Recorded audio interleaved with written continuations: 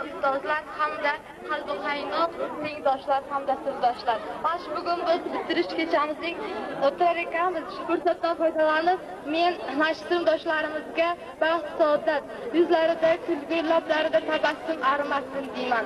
Ularga ham studentlik, talabalik yillari nasib etishini tilab qolaman. Sizga ham uzoq umr, baxt, saodat tilaymiz. Tuni bo'yi oqar daryoga ham kimdir band bergan, hayot kimga zahar, kimga qand bergan. Ey g'ofil sarkash deb meni kamsitma, g'anim senga emas, menga pand bergan. Endi navbat yana san'atkorlarga bersakda